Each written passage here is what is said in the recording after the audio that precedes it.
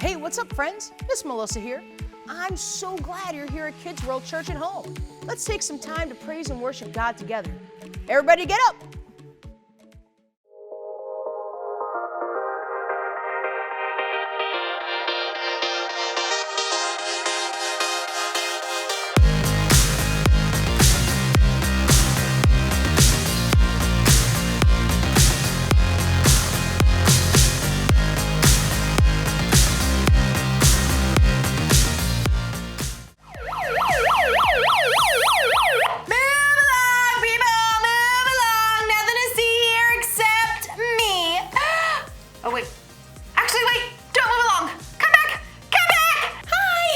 I'm Erica, and I am so grateful that I was given this megaphone.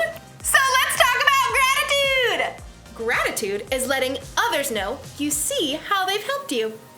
With my Megaphone 3000, I can take shout-outs to a whole new level. Hey, person on the side of the street, thanks for picking up that piece of candy wrapper.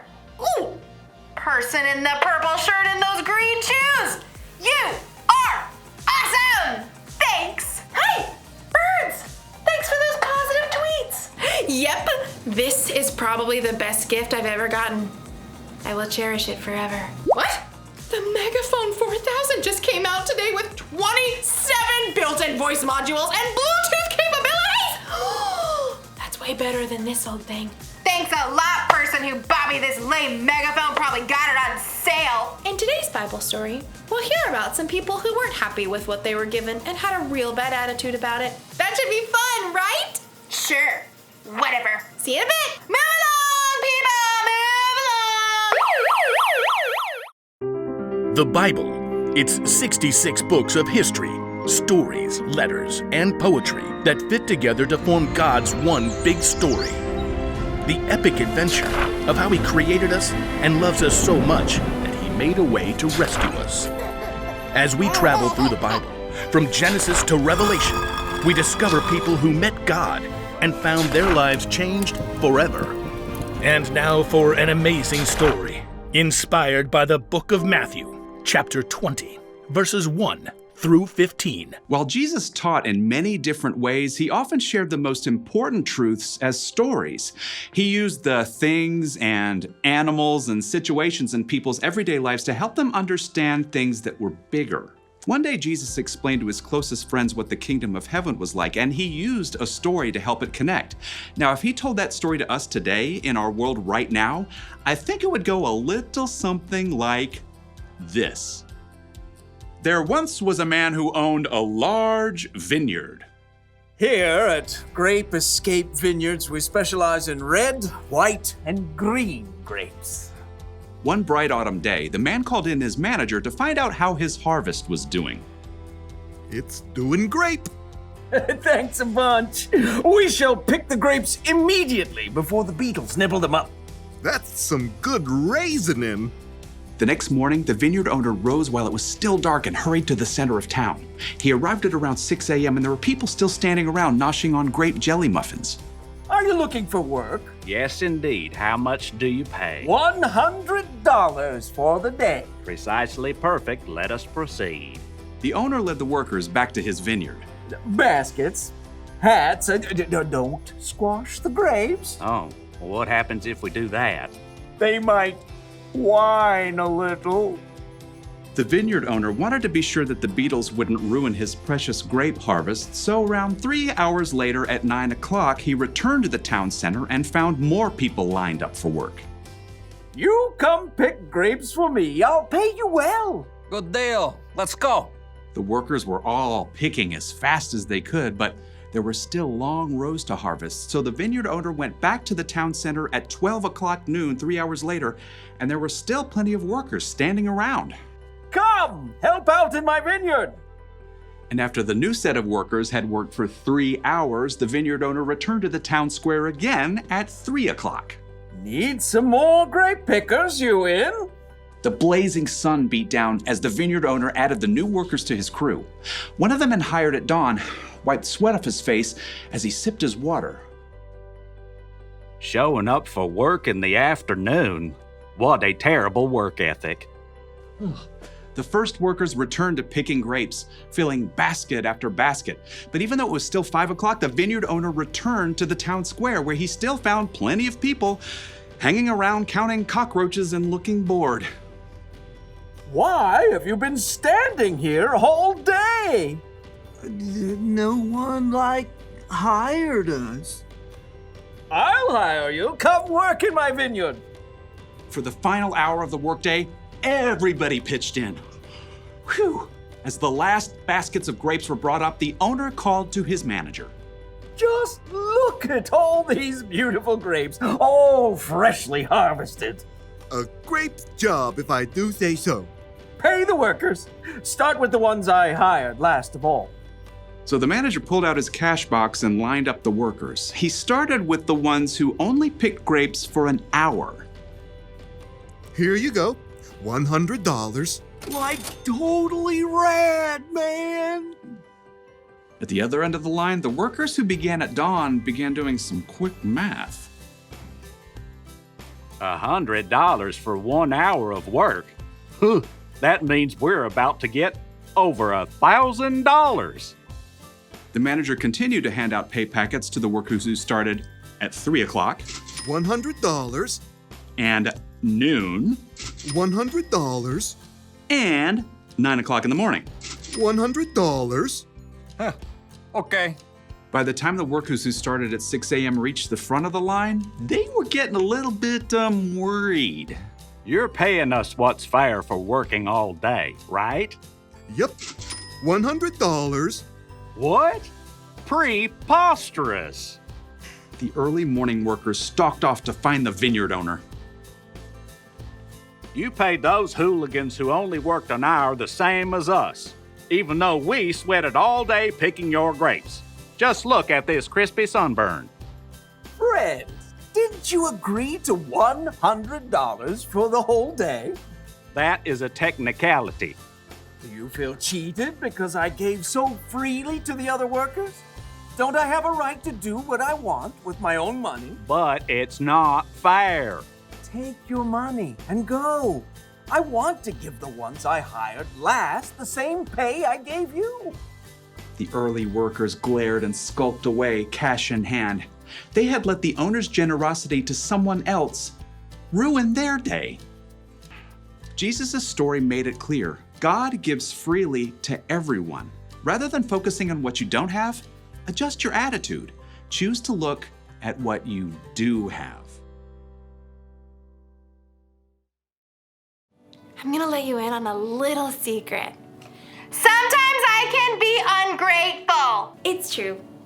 Like with this whole megaphone thing, I think I deserve the best. I'm fun, I'm talented, I'm generous to other people most of the time. I should get the best gifts. It doesn't seem fair that someone else out there will get a better gift than me. No.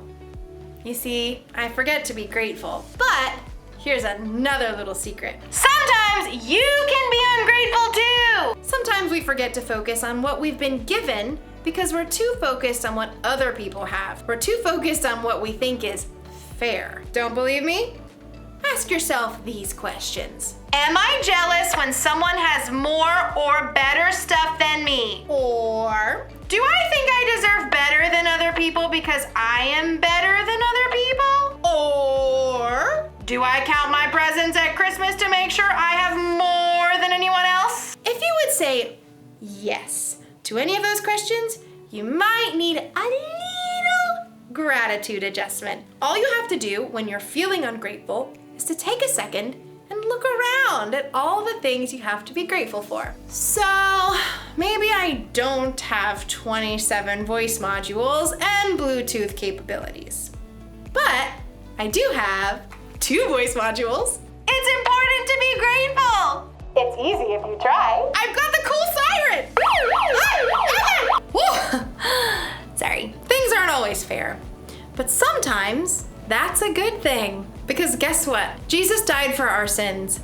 That wasn't fair. And we didn't do anything to deserve that kind of sacrifice. But Jesus did it anyway to show how much he loved all people. So here's the one thing to remember today. Adjust your attitude.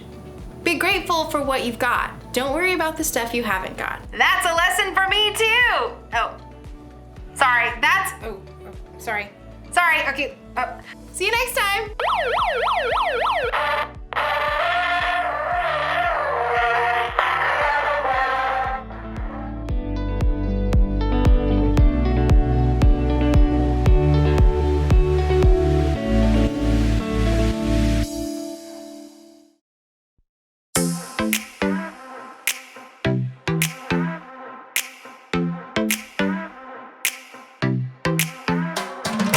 Every time I'm feeling down, you pick me up. Sing, oh, oh. And when my heart is feeling emptied out, you fill my cup. Sing it out now. Oh, oh. I just wanna say thank you for the way you love me. I wanna say thank you for the way you love me. I just wanna say thank you for the way you love me. I wanna say thank you, just wanna say thank you.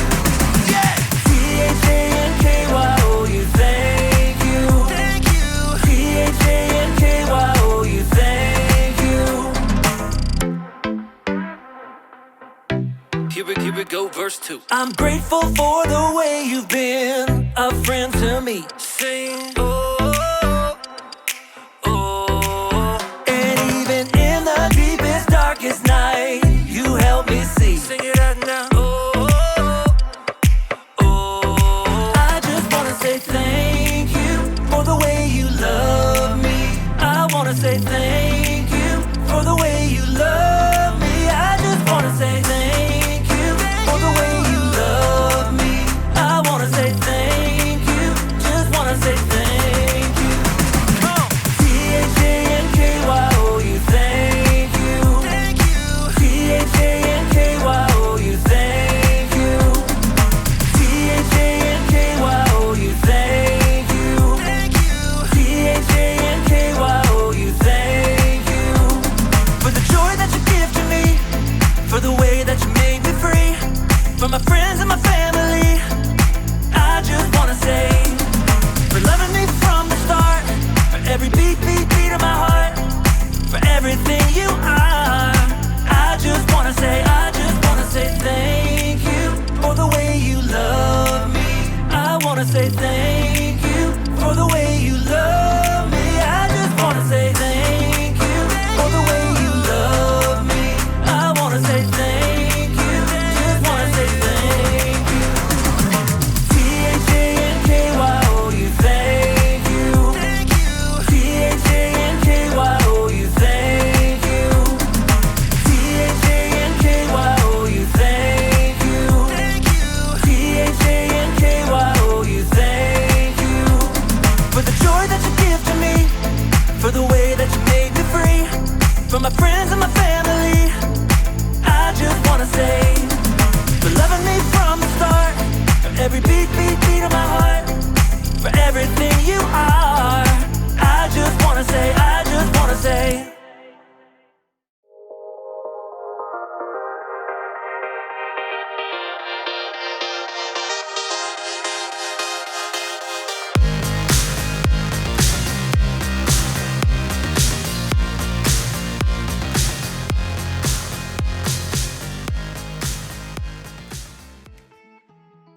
Parents, for more ways to connect, follow us at IFC Kids World on Instagram, Facebook, YouTube, or on our IFC Kids World page at intlfamilychurch.com/kids. It's been great hanging out with you guys again. We'll catch you on the flip side.